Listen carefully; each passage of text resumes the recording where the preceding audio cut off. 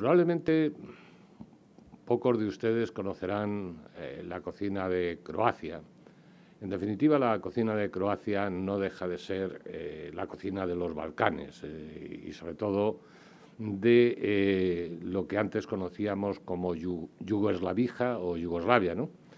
Y bueno, ustedes saben que lo que era Yugoslavia pues estaba compuesto, voy a leer para no olvidarme ninguna, que estos son muy nacionalistas ahora mismo: Eslovenia, Croacia, Bosnia-Herzegovina, Montenegro, Macedonia del Norte y Serbia.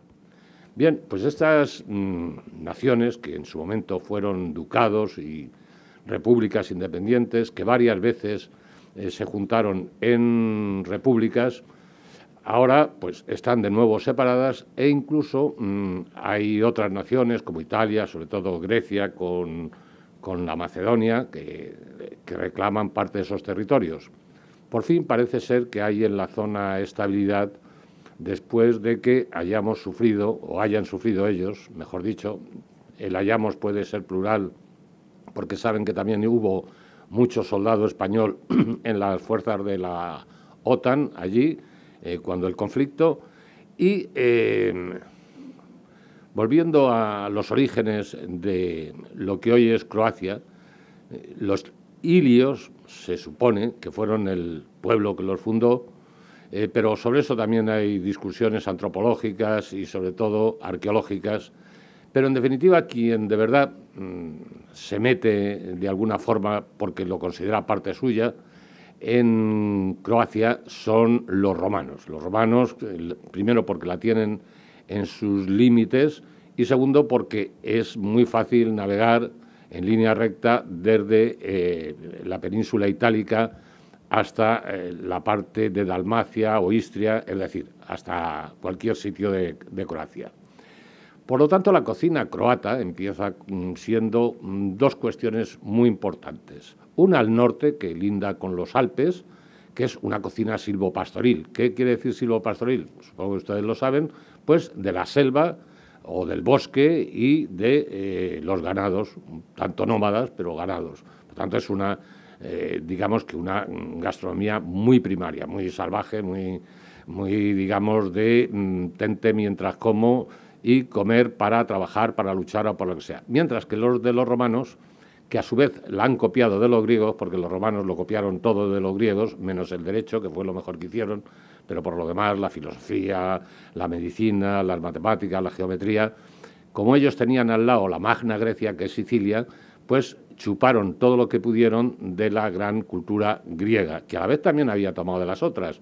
Pero entendámonos, los 7 sabios, que no son 7 sabios, ni sabemos si existieron de verdad. Sí que existieron 7 zonas geográficamente diferenciadas, políticamente diferenciadas y gastronómicamente diferenciadas en Grecia. Pues es un recurso casi obligado de los romanos. El mismo Apicius, que es el primer escritor de recetas del mundo. Hubo antes documentos sobre alimentación, pero no recetarios, como de Recondita, que es de Recoquinaria, perdón, que es la gran obra de Apicius y la gran obra de la literatura del Imperio Romano. Pues estos señores cocinaban pues igual que los romanos. Además, la biótica se parecía mucho a la del norte de Italia, no al sur. Es decir, desde Venecia, que los ocupó durante 400 años a grandes territorios de Croacia, hasta, por supuesto, Trieste, y entonces hasta incluso Roma, pero ya más diferenciada. Lo que es claramente del Mediterráneo alto es la parte norte de Italia, por supuesto, y Croacia. ¿Qué comían entonces? Pues, hombre, si nos atenemos a las recetas de Apicius, y ustedes leen de Recoquinaria, que la pueden encontrar gratis, total, en Internet, verán que es todavía mucho más enrevesado que algunas recetas de Ferran Adrià o de Hector Blumenthal o de Aduriz. Apicius inventaba cada historia que había que echarle de comer aparte. Incluso hay animales y plantas que cita que todavía no hemos descubierto cuáles eran. Pero vamos, desde comerse hígados de mono hasta cucarachas, pasando por la cocina de insectos más rara que ustedes puedan ver. De suyo, Apicius era un hombre que tenía muchísimo dinero por su padre, que había sido general, y por él mismo. De Sulla Apicius se fue hasta Libia, imagínense lo que es entonces fletar un barco para ir hasta Libia desde Roma. Bueno, en esta ocasión lo hizo desde abajo, desde Nápoles, para ir a por los famosos langostinos de Libia. Y como no le gustaron, se volvió con las mismas y el hombre se quedó tan tranquilo. Hombre, siempre me gusta citar de Apicius la anécdota que se cuenta de su vida, del final de su vida, que es que, claro, era muy rico al principio, pero luego con tanta juerga se arruinó, ¿no? Y con tanto banquete. Y entonces, una vez, y eso lo cuenta Séneca y Lúculo, pues una vez se encuentra a Séneca y a Lúculo por la calle y los invita a una cena que dice que va a ser el mejor banquete porque ha heredado de un familiar de Hispania, o sea, de nuestra tierra, ha heredado una inmensa fortuna. Como Séneca era un tío aséptico y que creía a todo el mundo porque era muy serio y muy formal en cuanto decía, sentenciaba algo, todo el mundo lo creyó. Y entonces, ¿qué hicieron? Todos los acreedores se fueron a esa cena, y Séneca también. Y entonces cuando acabó la cena, bueno, cuando estaban, ya saben que las bacanales, que también hay sus dudas sobre qué eran las bacanales, pues ya eso de las 5 o las 6 de la madrugada, cuando salía el sol, que era cuando solían acabarse, entonces abrieron unas cortinas, él estaba con un efebo y con una chiquita adolescentes, comiendo y bebiendo, y levantó la copa, pidió silencio a todos los comensales, se quedaron mirándolo y dijo... los dioses os pagarán mejor que yo. Se bebió la copa, estaba llena de cianuro y allí se quedó Apicius, ¿no? Y los que querían cobrar, todos. Bien, entonces la cocina croata, por lo que digo, es muy parecida a la de los romanos. Y siempre tengan ustedes en cuenta que hay dos tipos de cocina. Y esto, hasta ahora que ya empiezan a ser más asimiladas, está la cocina de los ricos y la cocina de los pobres. No tienen nada que ver. El rico come lo que quiere, no quiere decir que entienda de comida, y el pobre come lo que puede. Es decir, y en aquella época, pues los ricos comían, obviamente, algo que se da mucho en Croacia y que verdaderamente lo hacen muy bien y lo adoran, que es el cordero, y algo de cerdo, alguna vaca que otra, porque en la antigüedad normalmente el ganado vacuno valía fundamentalmente como elemento de tiro y para dar leche, y en algunas ocasiones se criaba algún ternero, pero claro, eran las menos, por lo tanto los únicos que tenían acceso a ese tipo de carnes eran precisamente la gente con muchas posibilidades. Y los pobres comían una especie de polenta y muchas gachas. Y, si acaso, alguna vez, pues se mataba, como se ha hecho en España siempre, el cerdo es famoso en Croacia, luego hablaremos de sus jamones, de su chorizo y de todo lo demás, y lo que hacían era aguantar con el cerdo durante mucho tiempo. ¿Cómo aguantaban el cerdo? Pues muy sencillo, en todos esos países eslavos, una manera de conservar las cosas es ahumarlas. Y entonces, con madera de haya, ellos tienen media Venecia se ha construido con sus maderas, ellos tienen unos bosques enormes, robledales, pero sobre todo haya. Y entonces, con esa madera, pues quemaban tanto los chorizos como las salchichas. Ustedes imagínense salchichas que están secándose como los jamones entre 9 meses y 2 años, o sea, para que verdaderamente cojan esa consistencia, ¿no? Como debían de estar, pero a estos buenos hombres les gustaba.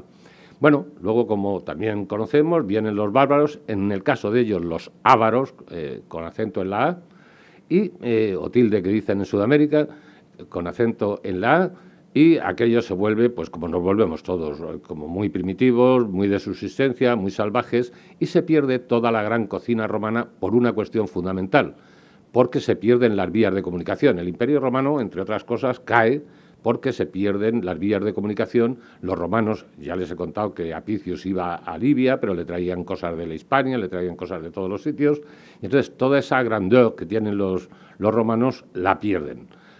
¿Qué ocurre con eso? Que se sustituye por una sociedad aristocrática, porque Croacia es justo la división entre el Imperio de Roma y el Imperio de Bizancio.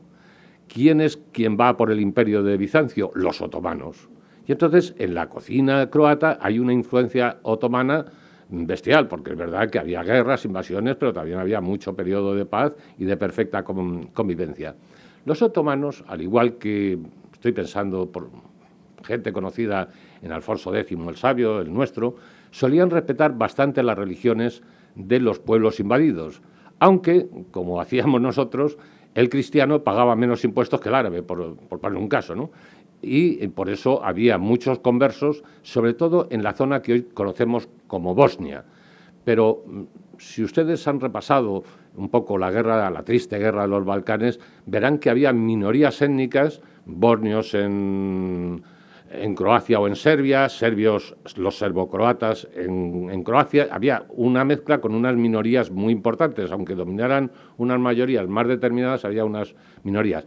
De ahí también viene una gran fusión de cocinas, que en definitiva, cuando si ustedes buscan en Internet, verán, lo digo porque libros de cocina croata hay poquísimos. Yo he reunido pues como unos 50, ¿no? Y además todos escritos en serbo-croata que no entiende nadie.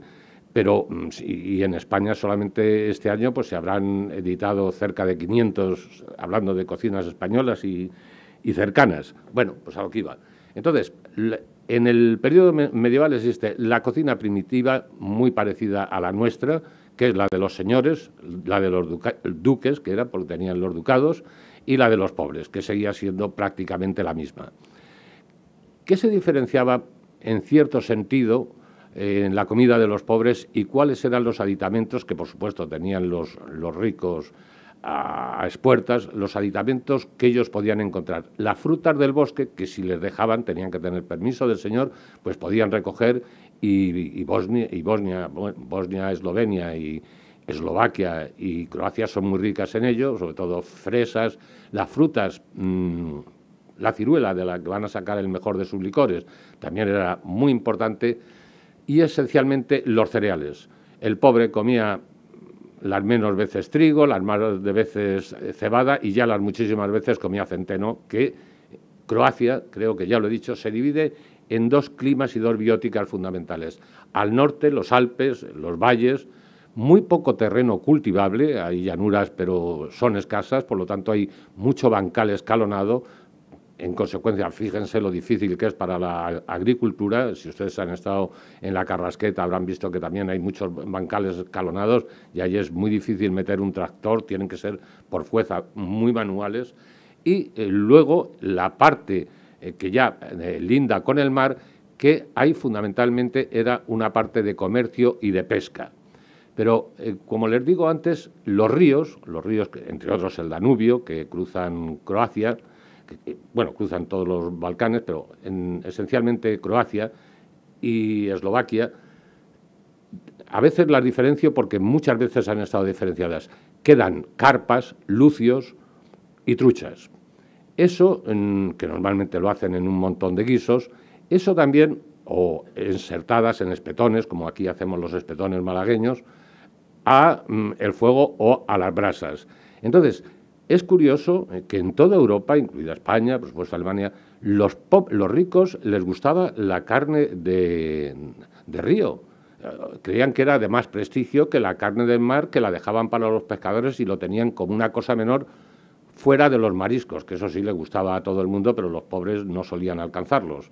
Y entonces, ese tipo de alimentación, fundamentalmente algo en vaca, mucho en cerdo, algo en cordero y en pesca, es más propia de toda la Croacia antigua.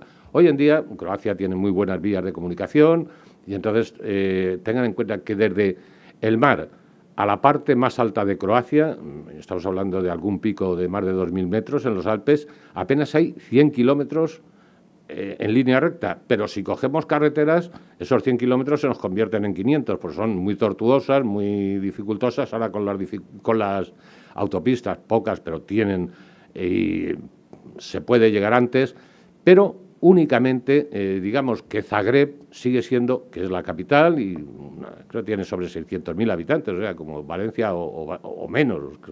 Entonces, únicamente Zagreb sí que reúne hoy en día, porque ahí viven funcionarios, ahí viven los ejecutivos, los profesionales de alto standing, abogados, por supuesto. Es la única que hoy por hoy se puede comer, yo he comido en Zagreb varias veces, se puede comer la auténtica cocina de toda Croacia. Y además, hasta no hace mucho, no había restaurantes. El restaurante, que es una cuestión francesa, que saben que se inventa en la Revolución Francesa, por aquello de restaurado vos estómachos, que es un latinajo que puso el que se inventó, Boulanger se llamaba, no es que fuera panadero, antes había sido panadero, pero además se llamaba panadero de apellido, Boulanger.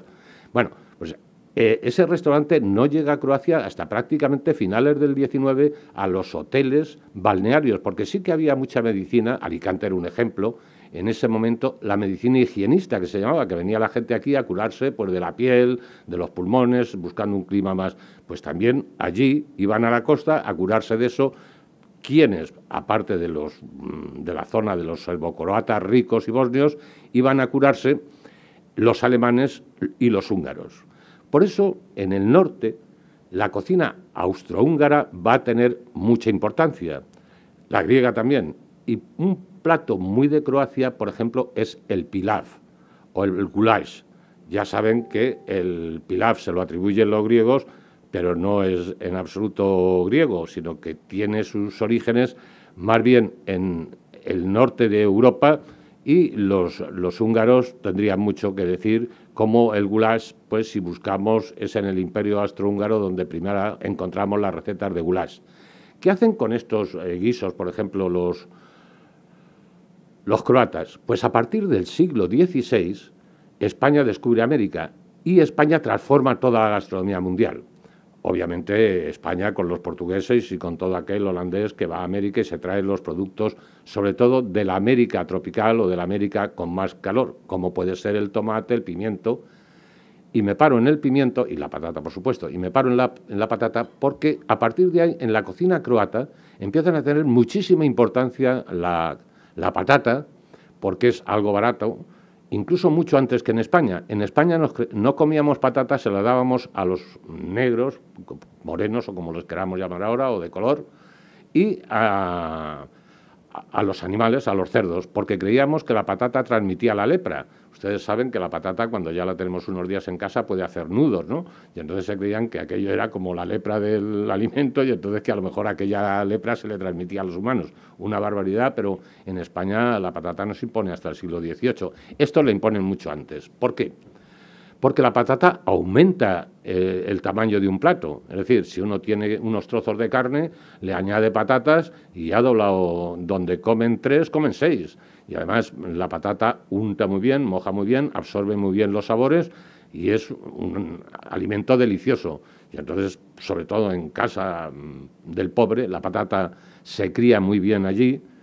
También el pimiento y el tomate, pero especialmente la patata, incluso en las tierras altas, era muy consumida.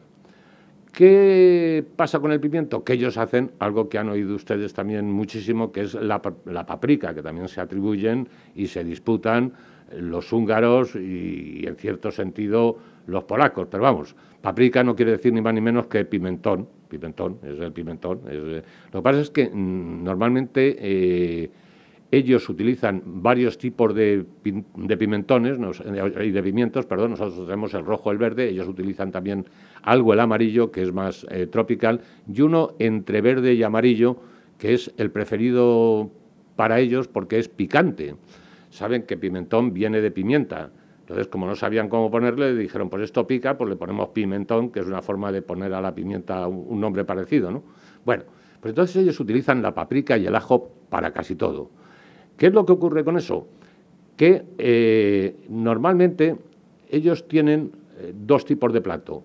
Un plato muy sopero, que es el guiso, pero más caldoso que el nuestro, donde utilizan todo tipo de vegetales, ellos tienen mucho y cuidan el guisante, por supuesto los nabos, todo lo que incluso hay un plato que se llama manestra, que es nuestra menestra, y lo que utilizan mucho es o bien los guisos o bien el asado. Pero ¿saben cómo asan las cosas?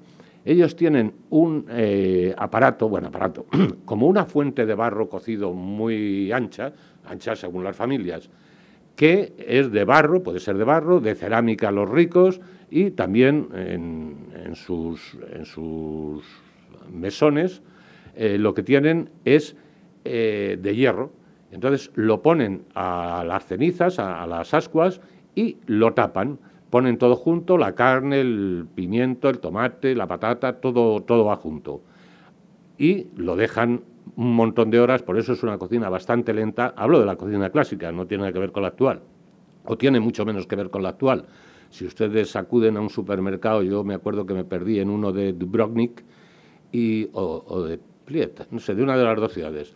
Y aquello pues parecía el mejor de los supermercados españoles. También es verdad que al tener mucho turismo tienen muchos productos y curiosamente vi poco producto auténticamente, aunque estaban escritos en serbo-croata, que es la lengua que se maneja por allí, aunque estaban escritos en serbo-croata, vi poca cosa originalidad.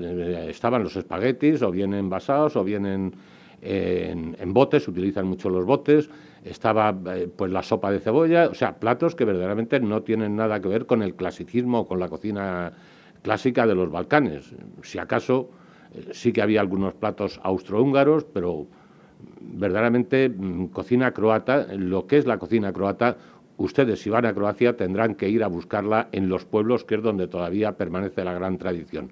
Por suerte no ha entrado, no sé, yo hace unos años que no voy, no ha entrado el fast food a lo bestia, como aquí en España, ¿no? Porque ellos, en lugar de hamburguesa, prefieren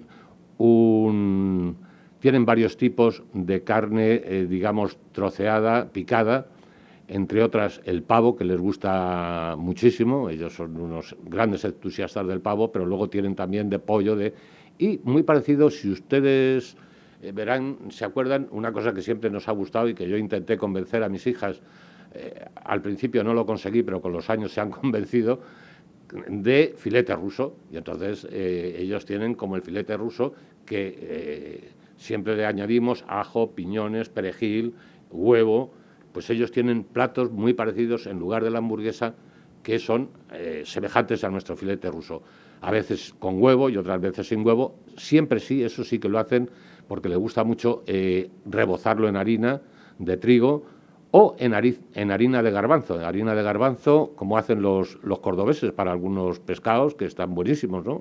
O mezclan garbanzo con trigo. Bueno, entonces, fíjense ustedes por dónde va la cocina. A ver, tengo yo aquí unos apuntes para contarles. En cada zona de Croacia hay un tipo de cocina. ¿Por qué? Porque en todo el Mediterráneo pasa lo mismo. Si ustedes van a Trieste, van a Milán, verán que es distinta la cocina de la de Roma y a la vez la de Roma es distinta que la de Nápoles y a la vez la de Nápoles incluso es distinta que la de Sicilia, ¿no? Pues en Croacia, del norte a sur, las cocinas van cambiando. En primer lugar, porque la cocina, digamos, de media parte de Zagreb hacia arriba, a la que se le parece es a la austrohúngaro, porque el imperio austrohúngaro estuvo metido allí durante más de 600 años y dominaron aquello. De vez en cuando fueron independientes, por ejemplo con el rey Stanislav, que se llamaba, fueron independientes, pero siempre bajo el manejo, siempre los manejaron húngaros, austriacos e italianos de la República de Venecia, que era la que tenía una influencia directa y un dominio directo sobre ellos. Los croatas, por ejemplo, como grandes combatientes, estuvieron con Venecia en la batalla de Lepanto y con nosotros. Por eso también tienen alguna influencia española de la cocina barroca española.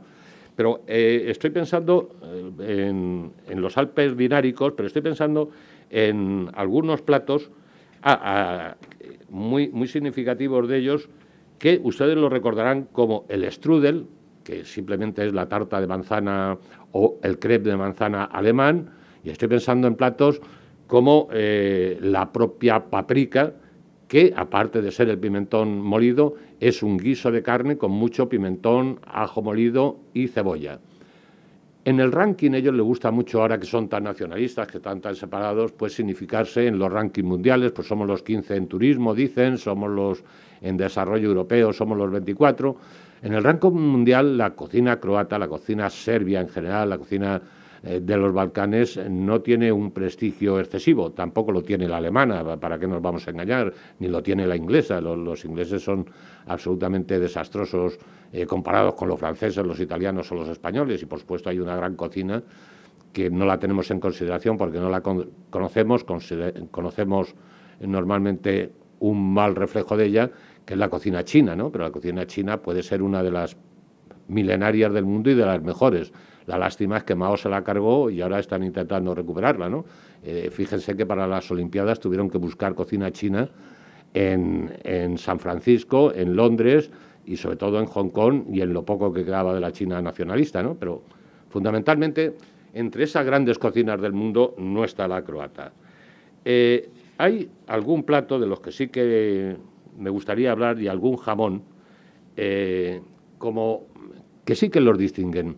El jamón croata o el gran queso croata, sobre todo el queso de oveja viejo, ese que es duro y un poco picante, de la isla de Pag, no página, sino Pag, es un queso fantástico. Dicen que porque los corderos pastan en esa isla y la hierba tiene siempre el yodo marino, tiene las sales marinas y es una hierba que les hace al final adquirir un sabor especial. Yo lo probé y me supo más o menos como otros corderos centroeuropeos. Por supuesto, ellos lo que hacen con el cordero, igual que los ingleses, lo matan mucho después que nosotros, le dejan que crezca mucho más y por eso tienen que alimentar a más gente, pero también consiguen piezas más grandes y sobre todo, además de más grandes, más con sabor a cordero.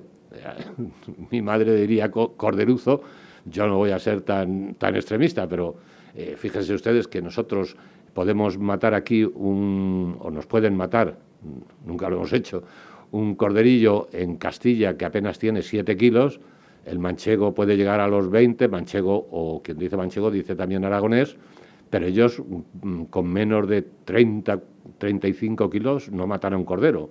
Entonces, claro, ¿qué es lo que hacen?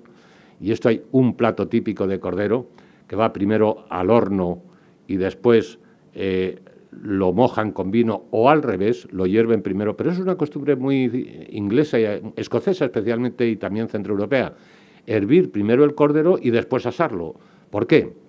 Porque un cordero de esas dimensiones, para asarlo, tendría que tener una temperatura constante durante mucho tiempo y además invertir mucho tiempo en él. Evidentemente, en la vida Croacia es mucho más frío que España, fuera del litoral. La vida croata se hacía siempre en torno a la chimenea. Por ejemplo, las patatas, cuando se iban a costar, las dejaban entre las cenizas, dejaban también el kulan, que es el chorizo que ellos tienen, que es un chorizo también muy especiado con ajo. Raramente veremos en España un embutido con ajo, lo veremos con especias, pero nunca con ajo. Ellos lo ponen con ajo y con todo eso, lo dejan secar, como he contado antes, mucho tiempo. Y como también venía diciendo antes, el jamón no está tan salado, tiene un sabor mucho más dulce que el nuestro. Y lo que hacen es, van poniéndole pesas encima, van poniendo durante bastante tiempo para que suelte todo el residuo del tocino y para que suelte también esa sustancia líquida que son la sangre que todavía conservan las venas, pues para que se quede más como una salazón. En Alicante siempre decimos los salazones, no son las salazones según el diccionario. Entonces, para que se quede una salazón bien compacta, obviamente lo cortan en lonchas en los restaurantes, pero como usted vaya a una casa verá que le pegan unos tacos de jamón así, que uno pues tiene que pedir casi un tenedor y un cuchillo para ir cortándolo, pues no se puede comer un taco. Algunos se lo comen, pero no se puede comer un taco de esos, ¿no? Y entonces, ¿qué ocurre con el jamón? Que ellos lo utilizan para comer a veces con queso y al final de las comidas, pero raramente. El jamón siempre es para desayunar, para merendar. El gran desayuno croata son ajos, cebolla, huevos. Ustedes habrán visto, recordarán de siempre, los huevos pintados. Esos huevos que se pueden pintar pues con azafrán, se deben de pintar con alimentos que no sean, con pigmentos que no sean comestibles absolutamente. Pues esos famosos huevos de Pascua, ellos lo tienen no solamente en la Pascua, sino durante todo el año. Entonces, en el desayuno, digamos, señorial y en los buenos hoteles, te sirven esos huevos duros, por cierto, con ese jamón a tacos, ahí te lo sirven en plan clásico, cebolla y ajos, o sea, es un desayuno un tanto curioso, ¿no? Además, en la cocina croata hay la diferencia, esto sí que la diferencia, igual que la serbia, de la austrohúngara. Manejan mucho las leches y los agrios. O sea, por ejemplo, en un plato como es la pasticana, que es uno de sus platos más famosos, que puede ser de pescado, o la pasticana cara, que suele ser, perdón, la pasticana es de vaca. En la pasticana de vaca y también en otros guisos de pescado, utilizan muchas veces la leche agria, algo parecido al yogur. Ellos tienen siempre quesos frescos, yogures frescos, y también esos quesos duros, pero totalmente nunca los mezclan. Nunca, en Croacia no verá usted, como ve en España, no verán ustedes una tabla de quesos que van, por ejemplo, en el sentido de las manillas del reloj, desde los quesos más tiernos a los más fuertes, ¿no? Pues allí no asimilan dos quesos en el mismo plato. Unos lácteos son para una cosa y otros lácteos, como los quesos fuertes de la isla de Pâques o de Welch, son para otros, ¿eh? Entonces, no quiero cansarles con nombres, los tengo aquí todos apuntados, de los platos, porque cuando salgan ustedes de la conferencia, de la charla, ahora espero que empecemos a comunicarnos, que es lo que a mí me gusta, pues se habrán olvidado de los nombres, como cuando yo me volví de entonces, la primera vez de Yugoslavia, enseguida me había olvidado de todos aquellos nombres. Pero es curioso que, por ejemplo, en Yugoslavia, también se hizo en Croacia, está el queso más caro del mundo. ¿Saben de qué es? De leche de burra.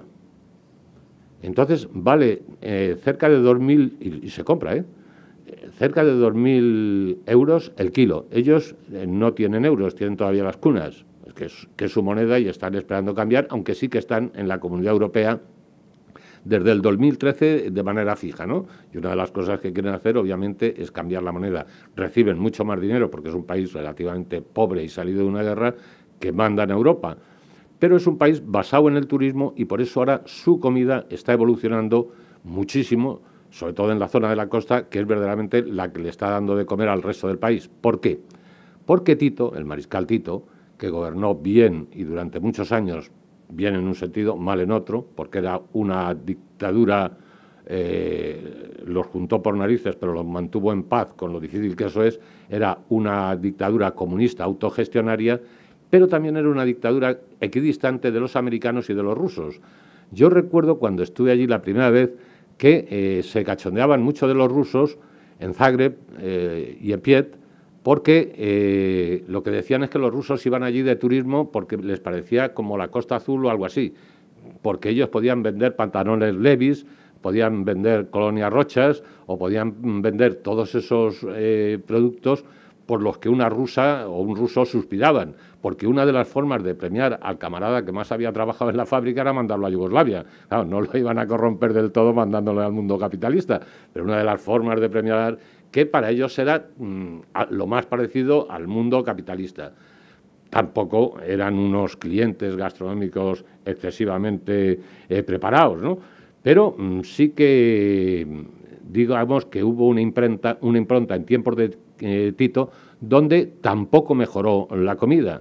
Tito tenía el mismo sistema, saben que se enemistó con Stalin, tenía el mismo sistema que Mao.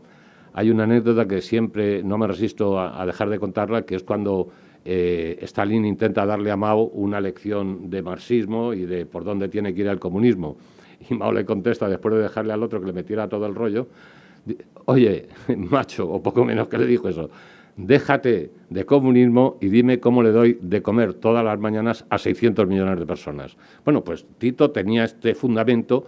Y, de hecho, por contentar a las repúblicas, porque no se pelearan entre ellos, pues, y esto lo hizo mal porque no lo repartió, bueno, lo hizo bien para su época, pero lo hizo mal, pues la siderurgia se la dejaba a unos, el Serbio-Bosnia, el turismo a otros, pero luego el textil a otros. Es decir, que ninguna de esas grandes naciones tiene una economía completa, circular, como podemos tener en cualquier país desarrollado occidental. ¿Qué ocurre? Que con la comida pues pasaba lo mismo, y eso sí que fue una ventaja, que siguieron, ahí sí que respetó todo, porque la comida no es complicada para nadie, sí que respetó más o menos la forma de hacer y promocionó mucho, pero por no gastar dinero, promocionó mucho la biótica. Alguna vez he contado que la biótica es lo que uno tiene a 50 kilómetros. ¿Qué es lo que uno tiene a 50 kilómetros? Pues en el caso del norte tenían la caza, es un país donde se da mucha caza, los italianos pagan verdaderas fortunas por cazar allí, saben que en Italia está prohibida la caza y entonces vienen aquí. Y entonces la caza la hacían de varias maneras. Los pastores, que es una costumbre española, nos repetimos, bueno, española e italiana, me imagino, nos repetimos todo, parece que nos diferenciamos mucho en las cocinas, pero somos absolutamente iguales y sobre todo en el Mediterráneo. ¿Saben cómo hacían los pastores cuando cazaban algo? Si era una perdiz o un faisán, un pato, el pato es uno de los platos preferidos de los croatas, se llama pica, el pato, allí. Bueno, pues lo que hacían era enterrarlo, le echaban romero o hierbas, allí tienen también otro tipo de hierbas forestales, y lo tapaban, si tenían un periódico bien, si no un papel, y lo enterraban. Hacían una hoguera encima y cuando quitaban la hoguera el animal ya estaba hecho. No gastaban apenas, pues una cerilla lo que gastaban, porque madera allí sobra, y estaba realmente bueno, exquisito. Raramente la caza es una costumbre un tanto extraña, un día tengo que enterarme de por qué, se llevaba a casa, no se hacía mucho en casa. La casa, si mataban 10 perdices, con que llevar, o lo que fuera, un faisán, 2, llevaban 1. Y lo que sí que hace mucho la cocina croata, que no lo hacemos nosotros, es mezclarlo todo con ciruelas, con nueces, con pasas, y se habla mucho de su aceite. Ellos presumen del aceite. Bueno, pues de aceite de oliva, lo único que producen al año son 1000 toneladas. O sea, que eso, yo creo que Jaén pues, le gana sola no sé si Alicante producirá por ahí, hablo de nuestras sierras, que ahora se está plantando mucho olivo. Bueno, sin embargo, de girasol, que es con lo que en realidad cocinan, tienen 12.000. Y tienen otro aceite de maíz. El maíz es otro de los productos que viene de América y que se adapta muy bien a toda esa Europa del medio, igual que la patata. El tomate, ¿de dónde lo sacan? De la parte mediterránea. Arriba ni se crían pimientos ni se crían tomates. Y siempre la cocina gira en torno a los lácteos, al tomate, al pimiento, a algo de caza, al ganado y esas 3 formas de pescado. Hay pocas variaciones.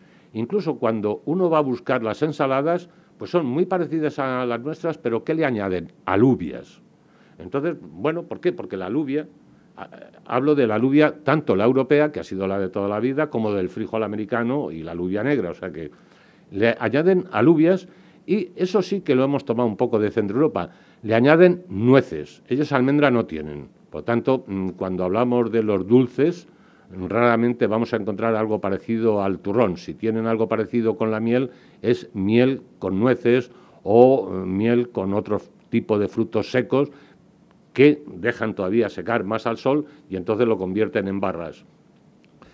Uno de sus platos más famosos es con una pasta especial de harina que es igual, aunque la cortan en tiras, que nuestros gazpachos. Saben que es pasta ácima, torta ácima, y eso lo cortan en tiras y entonces luego lo hacen con pato, con pavo, con cualquier volátil. Lo suelen hacer con volátil, no con otro tipo de carne, ¿no? Entonces, para que vean ustedes las similitudes, ¿en qué cambia? Bueno, primero que ellos presumen mucho del aceite, como contaba, pero no tienen aceite. El aceite lo utilizan, por ejemplo, cuando hacen una lubina, que te la pueden hacer a la sal, te la pueden hacer al horno, o te la pueden hacer simplemente a la parrilla, que es como más la hacen. Entonces, cuando la sacan, le echan un chorrito de aceite y algo de sal. Y como no les paren los pies, pimentón, porque ellos le echan pimentón hasta el sagrario, lo que pillen. Entonces, el aceite es solamente para las ensaladas y como exquisitez. Siempre, sobre todo en el sur y ya en el norte mucho más, ustedes han visto que ahora nos ponen en los restaurantes unos platitos con diferentes aceites.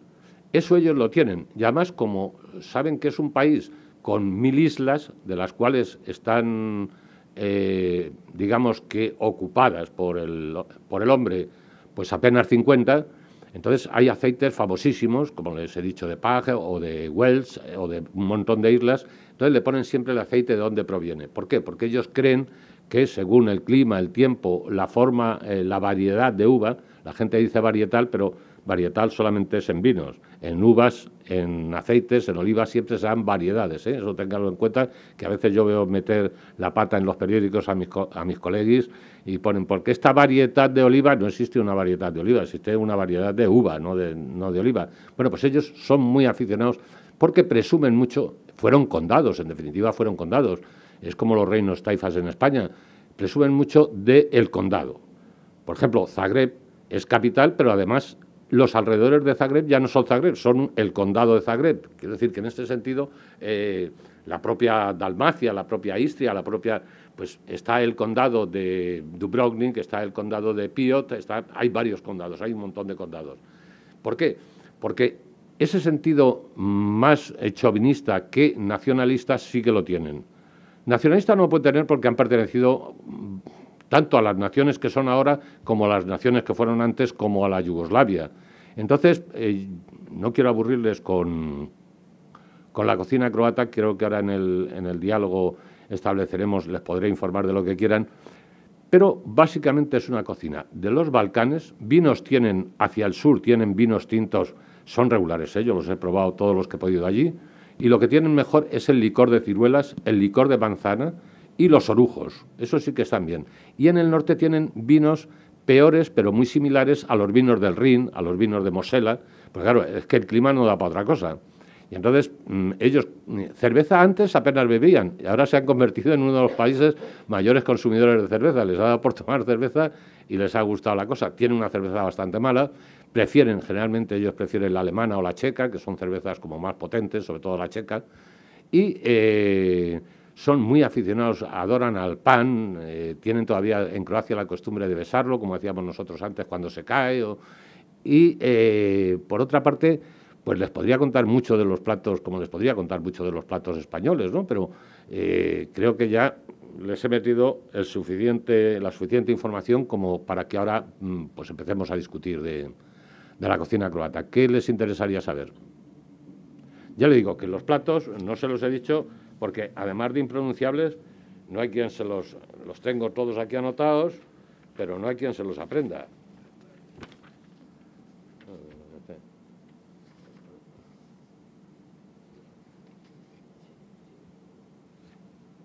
Pregunten, por favor. Bueno, el bodet, la pasticada, que era de lo que hablamos antes, del estofado de buey, el brodet con nuestras calderetas de pescado. El brodet, si han estado ustedes en Mallorca o han estado en las Islas Pitusas, Baleares, sabrán de sobras que hay las mariscadas que hacemos, que son un guiso de marisco, o los guisos de pescado, que también son muy parecidos a nuestras calderetas, que las hacemos aquí también. Pero vamos, tienen más semejanzas, son más aromáticas como las de las Baleares. Aquí somos menos amigos de echarle especias al pescado. Entonces, pues ellos sí que suelen echarle, sobre todo gastan muchísimo perejil, le parecen vascos en eso, están continuamente con el perejil en la mano, ¿no? A ver, pregunten. ¿Se lo han creído todo? ¿Tienen variedad de legumbres? ¿Variedad de? Legumbres. Sí, mucha, sobre todo col, porque la col es muy centroeuropea y entonces se toma continuamente.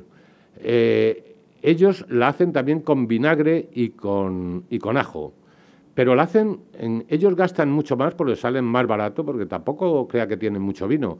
La hacen mucho con vinagre de manzana, col con vinagre de manzana. Es uno de los platos preferidos y es una cena muy habitual, patatas, col y vinagre de manzana. En cierto sentido hay mucho de vegetariano, sobre todo en la cocina humilde. Es curioso, no es pobre esnovismo como lo hemos podido hacer los occidentales más desarrollados, sino por baratura. Es un país que tiene una agricultura, obviamente de subsistencia, que antes era mucho más rentable que ahora. ¿Por qué? Porque, como he dicho antes, es toda bancalada, hay pocas extensiones y, claro, ¿cuál es el problema? Hoy es muy caro conservar un bancal. Entonces, para conservar los grandes bancales, fíjense ustedes en nuestra huerta de la Vega Baja o de Murcia, hasta llegar a las grandes extensiones de Lorca, que también riega el pobre río Segura, que lo tenemos esquilmado cuando no baja Bravo. Entonces, ellos no tienen casi esas grandes extensiones, carecen de ellas. Tienen más los serbios. Uno de los grandes problemas que hubo en la guerra serbia, serbio-croata, la guerra de los Balcanes, ustedes saben que es que los serbios no es que estuvieran en las otras repúblicas, es que eran gran parte de las otras repúblicas porque se habían extendido por ellas. Y entonces, claro, querían recuperar su parte de las otras repúblicas, querían quitarle a Croacia un trozo de Croacia, a Eslovenia un trozo de Eslovenia, y a Macedonia un trozo de Macedonia y a Montenegro otro trozo, claro, y entonces hubo que pararle los pies. Es cuando suceden esas grandes matanzas, incluso la parte de Bosnia, que es la más árabe, ellos dicen que son árabes, pero no turcos, o sea, como diciendo, cuidado, que aquí tenemos que tener nuestras diferencias. De suyo, ya en tiempos árabes, con cierta frecuencia comían cerdo, o sea, que no respetaban, y ya el alcohol, por supuesto, no lo respetaban en absoluto. O sea, que era un arabismo un tanto raro, se saltaban algunas leyes del Corán, y eso un poco, esa mezclanza de cocinas, de gente, todavía se conserva. Y verduras tienen muchísimas, sobre todo col. No tanto la lechuga, porque esa verdura más mediterránea hay poca, porque hay que acercarse mucho ya a la parte puramente costera, ¿no? Istria, Dalmacia, toda esa parte, pues es... Ustedes saben que los perros dálmatas son de allí, o sea, se llaman... ¿Y saben por qué le llaman dálmatas? Muy sencillo, porque han visto que son perros con lunares. Y entonces, toda esa parte, Serbia, Montenegro y tal, están llenas de islitas, ¿no? Como de lunares. Entonces, cuando pintas un mapa de esos pueblos, pues ves que es como un perro dálmata con distintas manchas en diferentes lugares. El guisante les encanta, es una cosa que le añaden a todo. Y en general, coles tienen, pues, un poco como los navarros, tienen de todas las especies. Ah, hombre, me he olvidado de la principal, que lo que más les gusta, el espárrago. El espárrago, sobre todo en primavera, que se cría tanto en el monte como... Hablo del espárrago silvestre, claro, que se cría tanto en el monte como por los bancales, por los trigales, eso a ellos les encanta, los vuelve locos los espárragos. Que hacen con una salsa de paprika y también los hacen hervidos con zumos. Entonces yo lo probé y aquello no me gustó demasiado. Tienen muy poco cítrico, también en el sur, naranjas principalmente, el limón apenas se ve por allí, y son un pueblo que se ve obligado a exportar mucho, ¿no? Tienen que, mucho producto que a ellos les gusta tienen que exportarlo de fuera. Sobre todo si usted entra en un supermercado verá que es igual que Consum. Hay piñas, kiwis, aguacates, hay todo lo oriental que se busque. Sin embargo, nosotros lo traemos de Almería, pero ellos no pueden producirlo allí. A ver. ¿Ha probado usted el plato ese, bueno, la pieza de caza que dice que se hace grabándose en tierra y metiendo un fuego encima? ¿Usted las ha llegado a probar cocinadas? Sí, sí. No, yo lo he hecho, no es que lo haya, porque en La Mancha se hace. Entonces yo sí, el verano siempre lo paso allí en una finca que tenemos los hermanos y desde niño yo siempre estaba aquí en invierno y en verano nos íbamos allí. Entonces pues íbamos con los pastores y hacíamos lo mismo que ellos y es una de las formas que nos enseñaron a hacerlo. Lo que pasa aquí en España los pastores no le ponen hierbas en medio generalmente. ¿Por qué? Porque ya la caza sabe a monte. O sea, usted prueba un conejo de monte de majano y prueba uno de corral y no saben igual. Igual que no sabe igual una perdiz criada en una granja que una perdiz con los espolones del monte, que se nota siempre por los espolones la diferencia en si es de criadero o si es de caza, aparte de los plomos, claro. Entonces, sí, lo he probado muchas veces. Bueno, muchas veces, pues 3 o 4 veces he llegado. Además hay que saber coger el conejo, la liebre, darle el tajo en la cabeza y sacarle hasta las patas, ¿no? Y para eso hay que tener una cierta habilidad, igual que para quitarle toda la parte interior de las vísceras, ¿no? Sí, además ellos también en eso son clasistas, ¿no? El famoso conejo que se comen por la noche, o una butarda y se llegan a comer, pinchada en esto y hecha en la hoguera poco a poco, ¿no? Lo que pasa es que la gente del campo tiene un cierto dominio del fuego que los de la ciudad, que estamos acostumbrados a los fuegos de gas butano o eléctricos, no lo tenemos, ¿no? Ese dominio, ese controlar, ahora está la temperatura justa, eso se aprende con mucha experiencia. Pero entonces, ¿la pieza no se hace solo por la parte de arriba que es donde da el huevo? ¿Se hace por todo? No, se hace por todo. Se hace por todo porque hace como un hueco. Entonces se le crea un hueco. A ver, no se la entierra en arena solo enterrarla, o sea, no se la prensa. Se le hace un hueco extenso, se la cubre y después se echa más arena. Por tanto, queda como una capa entre los dos sitios. No, se hace por todo. Porque, claro, tenga en cuenta que tienen que tener un espacio mínimo así. Y eso al final, lo que hay dentro se convierte en un horno. Es como cuando mete usted el pan, sí, se puede hacer un poco más para arriba, pero por abajo también está hecho. Cuando lo mete usted en el horno, nadie le da una vuelta a un pan en los hornos de toda la vida, ¿no?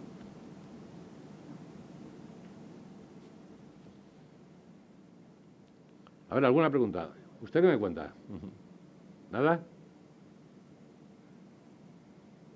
¿Conoce la cocina croata? Pues tiene mucho... Hay cosas que nunca nos gustan, que es lo agria y lo picante que es. Es mucho más fuerte que la española. Tiene uno que acudir ya a ciertos platos españoles, como los callos picantes o tal, para encontrarse esa potencia de... ¿Y arroz? ¿Tienen arroz? No, pero consumen mucho arroz. No tienen arroz. O sea, ellos no tienen arrozales. Pero, sobre todo, para las carnes, incluso para algunos platos de pescado, la pasticada que hemos hablado antes y todos estos, añaden arroz que lo hierven o bien con especias o bien simplemente hervido, o también lo hierven con azafrán, que es una costumbre, no solamente los árabes la trajeron tanto a Italia como a España, que son los que nos traen el azafrán, y los turcos también lo hacen así. Generalmente tienen 3 tipos de arroz. Nosotros en España solamente tenemos uno: el redondo, el alargado y el símil, el semi. Ellos utilizan, por influencia turca, el alargado, que, como saben, es un arroz que viene más, es un arroz más hindú que el chino, que es el redondo, vamos, en las especias que hay de arroces. Y sí, lo toman todo con arroz, con gnocchi y con pastas. Tienen muchas pastas parecidas al espagueti, al tagliatelle, el gnocchi, lo utilizan mucho. En eso la influencia italiana está clarísima. Sobre todo en el sur, en el norte menos, ¿eh? ¿Y garbanzos y lentejas? Sí, el garbanzo además hacen mucho la pasta de garbanzo. Sobre todo es un plato humilde y que utilizan como unas tortas de garbanzo, ¿eh? Lo que nosotros hacen primero la torta, mezclan las harinas y luego lo hacen a la parrilla. Y eso les sirve pues como una torta que a veces incluso envuelven, como los strudel, en cualquier cosa. También les gusta mucho envolver, sea con chocolate, sea con queso, con requesón, que lo utilizan muchísimo. Hay mucho más queso de oveja que de vaca. Y apenas vi queso de cabra, apenas vi cabra, no sé por qué, es un país, cada uno hace lo que quiere, ¿no? Ustedes saben que aquí se compensa cuando el queso manchego, no es eso, que está feo que digan que es puro de oveja. Los ganados en La Mancha siempre han llevado ovejas y cabras. Y entonces llevaban a lo mejor 100 ovejas, pero 5 o 6 cabras aparte, que por eso decían lo de estar más loco que una cabra, porque las cabras iban en los ganados por libre, ¿no? Y el pastor siempre tenía que estar más pendiente de las cabras que de todo el ganado de las ovejas. Y en España siempre se ha utilizado para hacer el queso manchego una proporción mínima de cabra. La cabra da mucha más leche, claro, que la oveja, pero una proporción mínima de cabra, del 10% aproximadamente, para hacer los grandes quesos manchegos. Parece que cuando decimos puro, todo lo puro es mejor que lo mestizo, ¿no? En ese caso, o la mezcla. ¿Platos con pescado o marisco lo hacen de alguna forma? Sí. Ellos tienen fundamentalmente, uno de sus platos preferidos es el calamar, Spreek se llama. Y calamar lo hacen rebozado. ¿Usted recuerda el numanolín? Ese calamar que nos sirve en el numanolín. En unos sitios lo hacen como en el numanolín y en otros, hablando de garbanzos, con harina de garbanzo. En otros lo hacen ya guisado, pero es... Y además te lo ponen clarísimo. Calamar de croata puede valer 10. Calamar africano, pues puede valer 5. O sea, hay una diferencia. El calamar croata está muy apreciado. Los mejillones también.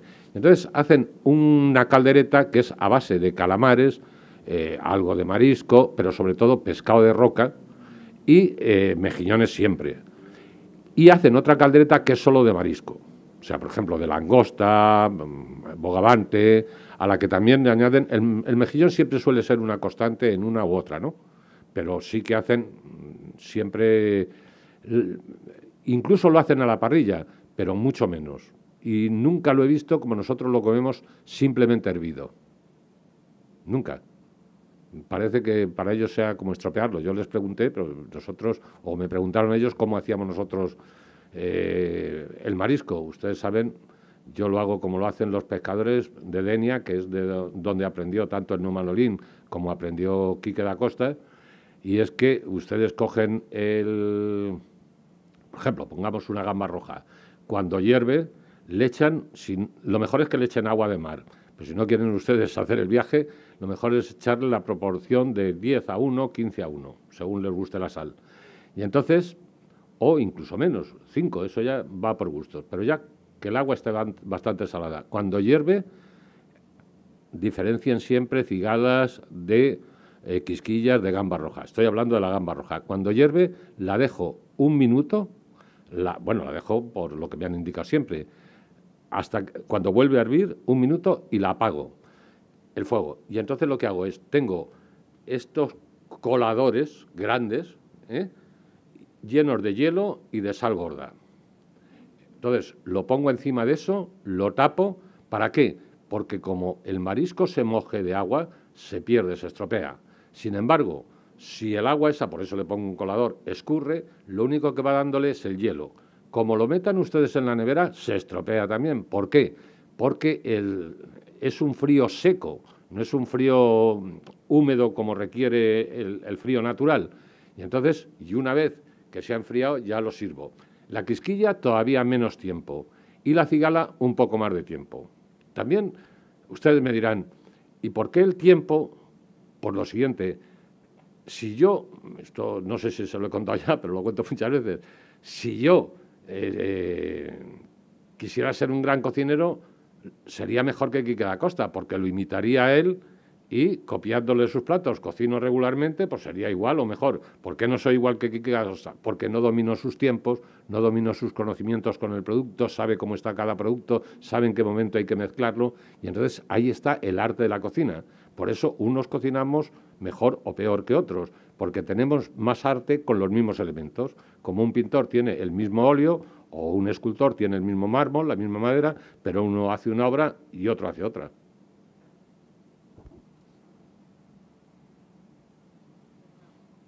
Entonces, el marisco ellos lo utilizan mucho. Es muy caro, por cierto. Ellos tienen unas ostras, yo las encuentro peores, pero en general encuentro peor a la ostra del Mediterráneo que a la ostra atlántica. Nosotros tenemos aquí ostras tanto en criaderos en el delta de Ebro. Ahora se han hecho unos muy importantes en Ceuta, de ostras y sobre todo de mejillones, pero están peores, a mi modo de ver. Ellos tienen la clochina, no tienen exactamente el mejillón es más atlántico, ellos tienen la clochina, que es un poco más pequeña. Pero les aconsejo que vayan a Yugoslavia, es un partido, sobre todo por el arte, ahí se nota la gran influencia del románico, del gótico, incluso son muy musicales y tienen un barroco. Hay una ciudad, Pielot, que es la pequeña Viena, donde hay conciertos siempre, y bailan una cosa parecida a la sardana. Son una gente muy agradable, es muy comunicativa porque saben que su futuro está en el turismo. Es como ahora he estado dando conferencias por Túnez una semana, hablando de la gastronomía del Mediterráneo precisamente.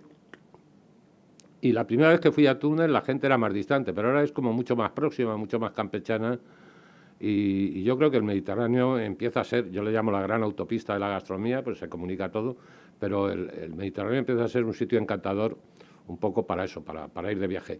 Cuidado, las playas son horribles al lado de las nuestras, son playas de piedras, de chinarros, hay poca arena y la que hay es gordísima, o sea, que se sienta ahí uno y lo primero que tiene que pedir es hay mucha playa nudista, por ejemplo, hay mucha calita, o sea, por cualquier carretera te cuelas y encuentras una calita donde vas a estar solo. No hay nunca esas aglomeraciones, fuera de Dubrovnik y algunas playas más, no hay acumulaciones, nada tiene que ver con nuestro turismo, que está mucho más desarrollado, y luego, pues, en los hoteles se come todavía bastante bien. Y luego es un país que es pequeñito, se recorre relativamente en poco tiempo.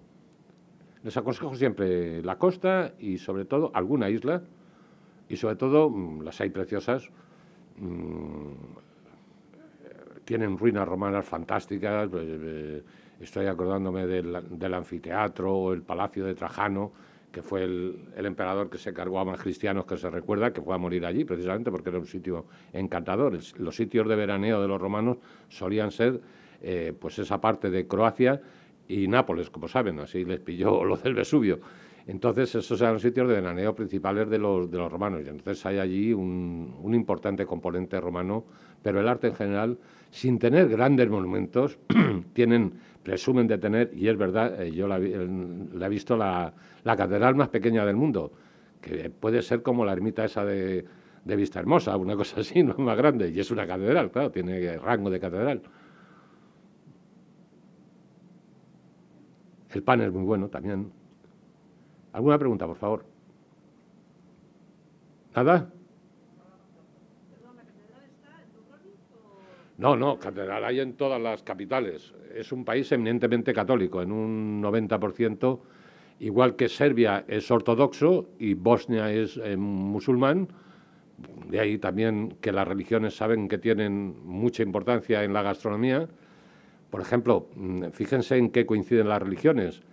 ¿En qué coincide la religión judía, cristiana y árabe?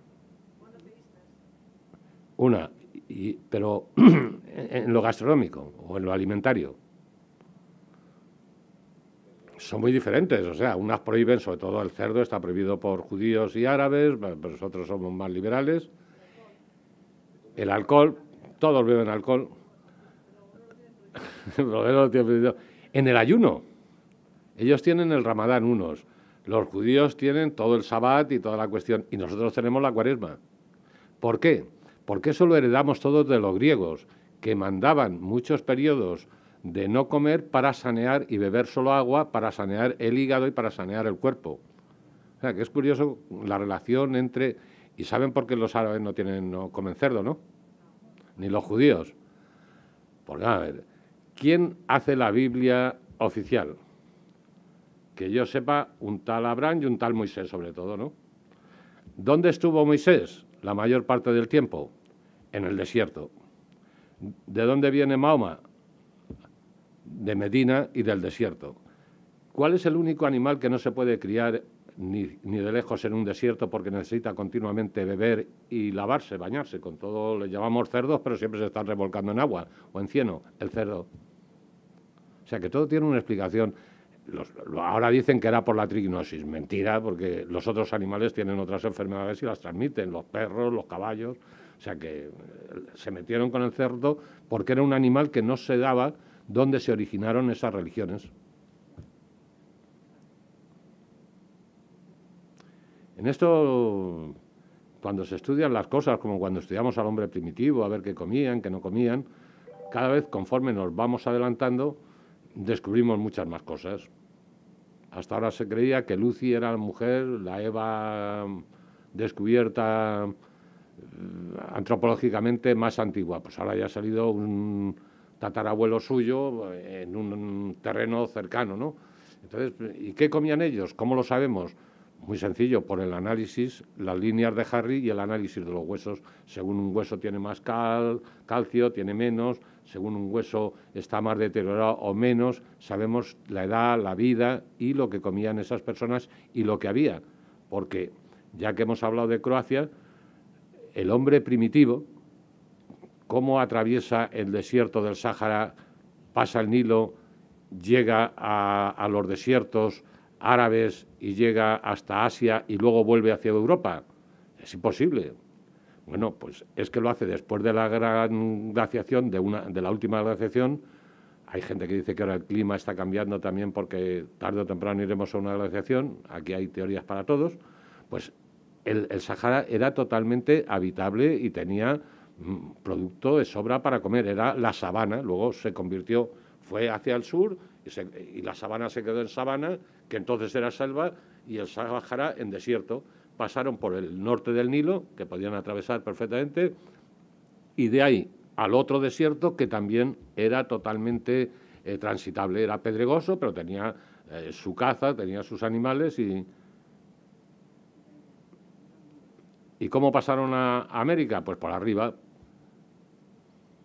por Alaska, por Alaska, por el estrecho de Bering. Pero ahí pasaron. ¿Y cómo pasaron a Oceanía? Si se dan ustedes cuenta, sí que parece que haya mucha distancia, pero si va uno haciendo en zigzag por las islas, se pueden atravesar perfectamente con barcas manuales, quiero decir, con 4 troncos atados y perfectamente. Todo eso, conforme se estudian los cráneos, conforme la antropología avanza, pues se va descubriendo por qué evolucionaron así, ¿no? Igual que antes todos éramos negros o negroides, y ahora, conforme nos vamos al norte, pues somos más blancos. ¿Por qué? Por la pigmentación, por la climatología, ni más ni menos, a través de miles de años. Claro, ¿a ustedes les parece larga de los romanos hasta aquí, que han transcurrido apenas 2000 años? Imagínense los 150.000 años que vive el Cromañón, los 30.000 años que convive con el Homo sapiens. Las evoluciones, para ellos eran importantísimos esas pequeñas evoluciones. La cocina, la gastronomía empieza con el fuego. No hay ningún animal. Sí que hay animales que utilicen instrumentos, por ejemplo, los gorilas, los delfines en la comunicación, pero no hay ningún animal capaz de inventar cosas nuevas que no sean inherentes a su raza. Y eso es lo que nos hace humanos. Que fuera por inspiración divina o fuera porque fuimos evolucionando, como saben, la carne es la que nos hace inteligentes, porque teníamos un cerebro, creo que me estoy enrollando, teníamos un cerebro de 400 gramos y ya con el Homo sapiens llegamos a los 1400, es gracias a las proteínas que nos ha ido dando la carne y que han ido haciendo que nuestro cerebro creciera. Lo que todavía no sabemos es la complejidad de sus circuitos, cómo funciona. Ahí están los neurocientíficos investigando y ya veremos qué ocurre. Y de Croacia, pues eso, que vayan ustedes, que es relativamente barata, cada vez se está poniendo más cara. Llevan las kunas, que son su moneda, y con K, casi todas las C las convierten en K. Y sobre todo que vayan a Zagreb y a la costa, es precioso. Pero ir por Croacia, coger un autobús y perderse por Croacia, tiene tantos sitios que visitar, tiene tantos lagos, es un país lleno de cascadas. Está aquello, en algunas te dejan bañarte, en otras no, pero es un poco paradisíaco, aunque es un poco frío. Yo aconsejo ir, pero claro, si yo les aconsejo que vayan ustedes en junio, va a ir todo el mundo. O sea que si van en mayo no se lo pasarán mal. Y muchas gracias por aguantar el rollo, si no tienen nada más que preguntar.